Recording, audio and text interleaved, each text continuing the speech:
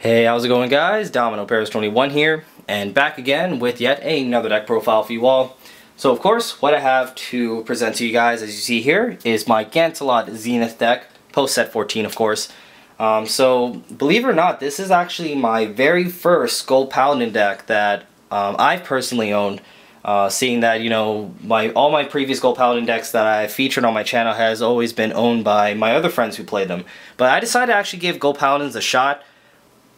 Just because, you know, I found Zenith to be a very interesting card, and although it really does greatly abuse the top decking mechanic that I've always kind of disliked from Gold Paladins, but just being able to essentially convert that mechanic to a much more aggressive style of play, which I felt that Gold Paladins was really lacking.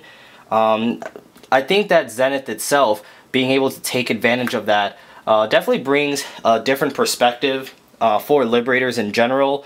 And with that, you know, I really feel that Zenith is really what's going to help bring Liberators back up to, I guess you could say, a more competitive status, because although I felt that Liberators was a pretty solid deck, I felt like there was a few things holding it back from really being that for sure, you know, top tier deck, I guess you can say. So I think definitely Zenith is the best Liberator card to come out so far for Gold Paladins post set 14. So definitely a lot of things to love about this card. As you see here, I actually was able to get it SP as well. Shout out to my buddy Warlock36 for actually pulling this at a sneak peek as well. So yeah, so without further ado, let's actually get started with the deck profile. So first things first, for the starter, of course you have your little fighter Kron. So I decided to actually go with Kron. So with Kron, it's just your basic grade 3 searcher, counterblast 1, put in soul, check top 5 for grade 3. I did test it out a few other starters, and I know another common starter that's played is Spring Breeze Messenger. And I initially was playing Spring Breeze Messenger, and honestly with testing, I just found Kron to be a lot more consistent for me. Just obviously, of course, you know, preventing grade lock, being able to search your 3s in the last minute is the main obvious reason. But another thing I like with Kron is, I mean, seeing that this is essentially a cross ride deck, it helps you get to your cross ride as consistently as possible, or helps you fish out the Zenith if you simply just don't have one in hand, so that you can help guarantee your plays. But also with Kron, what's nice is, because the thing with Zenith is a lot of times you will be forced to maybe even send triggers back to the bottom of your deck to activate Zenith's skill. So it's nice just to have Kron. You know, if you haven't used Kron earlier, it's nice if you have them till late stage of the game. If you know you stack triggers in the bottom, it allows you just to essentially, you know, give your deck a little bit of a reshuffle. So Kron is really one of the very few cards that Gold Paladins actually have that allows them to reshuffle their deck. So that's another reason why I like the Kron in the deck. So just very consistent, very stable. I mean, it's not much more than that. I always feel a lot safer with him as my starter. Now, next up for my grade 3s, of course you have your 4 Liberator Bonds, Gancelot Zenith, and then 4 copies of Liberator Gancelot, your Break Ride. Now, although, you know, your Liberator Gancelot, the Break Ride, I never was a huge fan of the card. What makes him, of course, relevant in this deck is the fact is that Gancelot Zenith is a cross Break Ride for him. And also, you know, while I don't think the skill of Gancelot is that amazing, he still can come in handy at times, but the main reason why he's viable at 4 in the deck is obviously for being that it's, you know, it's part of a cross Break Ride. Now, talking a little bit about Zenith. So, what Zenith does, if you guys don't know what he does, is Limit Break 4, you special counterblast 1 Liberator, and when he attacks your opponent's Vanguard, you take a grade 2 or less Gold Paladin from your field, put it in the bottom of your deck, and Superior Call the top card of your deck, and that unit you Superior Call gains +10. So it's really nice just to essentially try to initiate an extra attack, because obviously, of course, you know, you attack with your grade 2 or less first and then send it to the bottom to get an extra attack off. Excuse me. So it can be a little, it's kind of funny how trolly his skill can be, you know, being able to have a trigger hit for, you know, 15k, which is pretty funny at times. The thing with Zenith, one thing I really liked about Zenith is that the fact is that you can send any Gold Paladin to the bottom of your deck. It's not restricted to Liberators. The only thing that's restricted to Liberators with Zenith is the special counterblast, which should never be of any hindrance, you know, to his skill. So what's nice is, you know, when you, for your starter, like Little Fighter Kron, if you already have, let's say if you already have both units for your cross break ride already set in hand, and you don't necessarily need the Kron. A lot of times I move the Kron to the side, and then later I can just use Zenith just to kind of put them away and not have like a dead card in the field. So that's nice with Zenith, is that he doesn't necessarily let you have dead cards on the field. So there's usually some ways to make some use of any cards that may not have some use at the moment. So that's really good. So it's just a nice way to help close out games, and like I said, it's very, very aggressive. Him in comparison to Alfred, Liberator Alfred, although Liberator Alfred, I do like him. I think he's a pretty solid card. I just find Zenith to be a lot better because although Liberator Alfred does hit a very strong number in the center line very consistently in the late stages of the game, Zenith essentially has the same type of power as Liberator Alfred, but it's a little bit more spread out with your whole field. And honestly, spreading out the power to your whole field is just a much better, easier way to extract cards from your opponent's hand, because obviously your opponent can just simply perfect guard Alfred Liberator with, as opposed to Zenith, you know, not only your opponent has to potentially deal with four attacks, but it could be, depending on your field setup, it could be 4 huge attacks. So a lot of times, you know, going off with a skill in combination with your cross break ride can easily just close out a lot of games for you. So very aggressive card and very fun to play too as well. So like I said, it's very fun just to top deck trigger and just have it swing for 15k. So definitely a lot of fun to do. Now next up is grade 2s. Of course you have your 4 Fallon. 12k attacker. I do find him to play a much bigger role in this particular deck for Liberators. Just the simple fact is, like I said with Zenith, you normally attack with your rear guard first and then send it to the bottom. So the fact that he's 12k, it allows him just to simply swing unboosted at virtually anything on your opponent's field. So definitely a great target for Zenith. So definitely got to run 4 of those. And then of course you have your 4 Liberator Escrad. So what I like with Escrad, what I think about Escrad is that I do find him to be a staple at 4 in the deck. Just because he is the ideal turn 2 ride to essentially give you that +1 for yourself. So, I mean, +1's always good, and I mean, it does take advantage of the trademark of Gold Paladins of just like building advantage from your top deck. So, it can build some, of course, extra pressure because, you know, your opponent doesn't like seeing you gain free advantage. And also at the same time, if you have one sitting on your field, they become damage sponges because your opponent, like again, your opponent doesn't. My opponents never like seeing him staying on the field. So it's a nice way to conserve shield by forcing your opponent to, you know, use up all their attacks on him. So yeah, like I said, it's a really good card to open up with. Just try and get some free cards on your field. And then for the last slot, these can virtually be virtually like anything you want. But I decided to actually go with the Liberator Gallatines, just a solid 10k attacker for the deck, or 10k vanilla for the deck.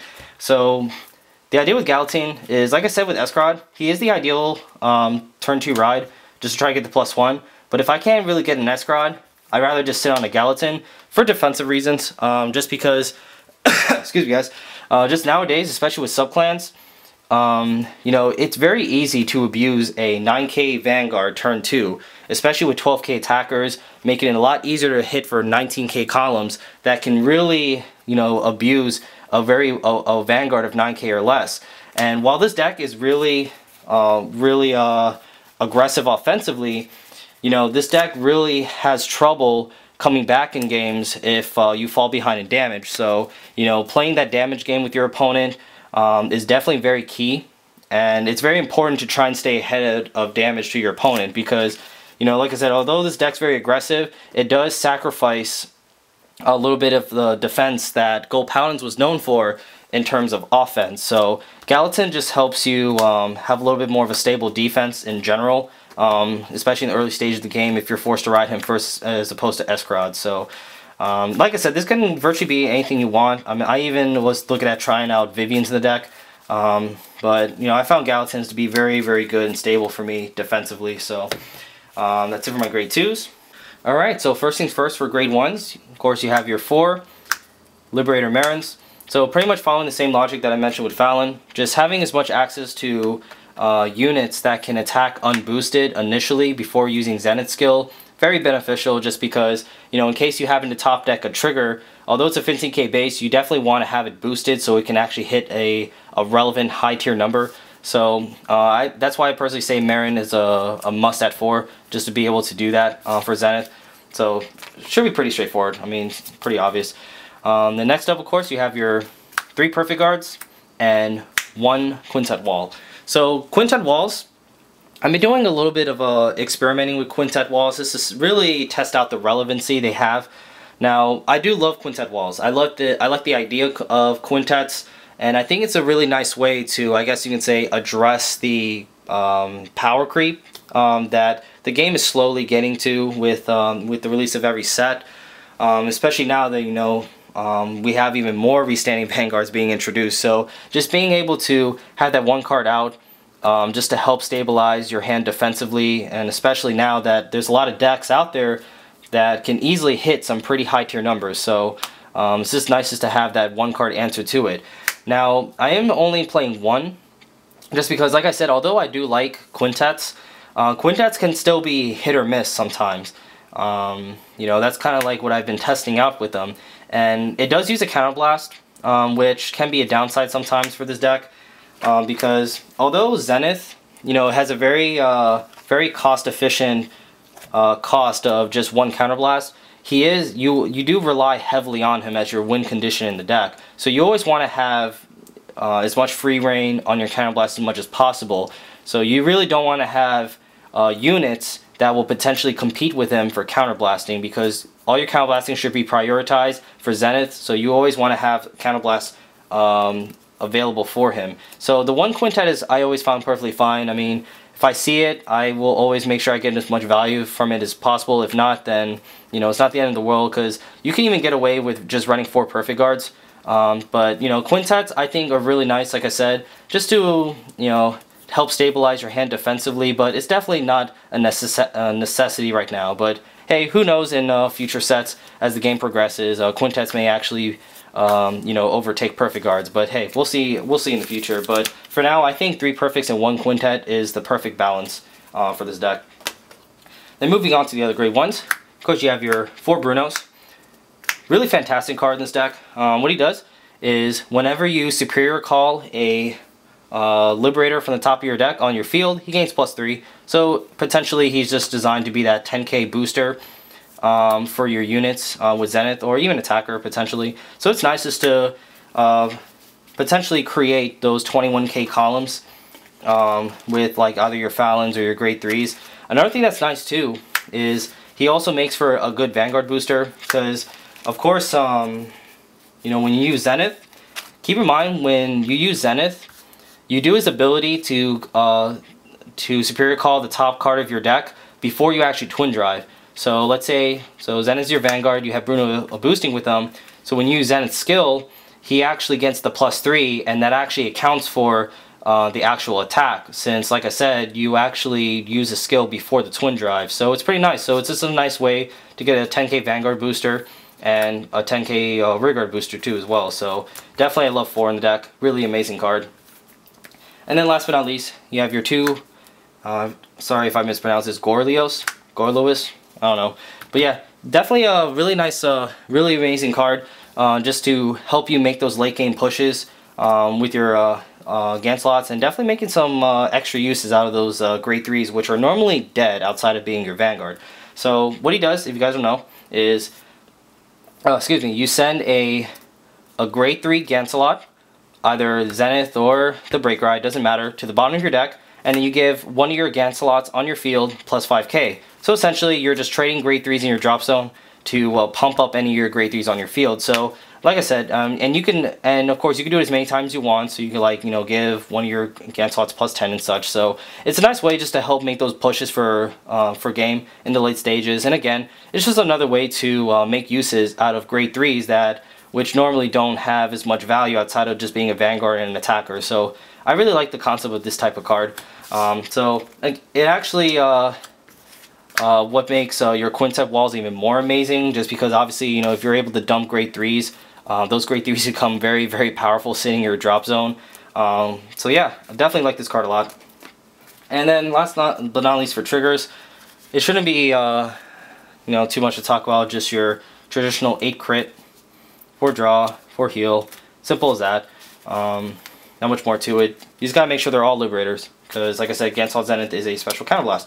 So yeah, there you have it, guys. That is my deck profile for Gancelot Zenith. Overall, I'd say, like I said, it's a very fun deck to play, And I definitely say that Zenith so far is the best Liberator card to come out.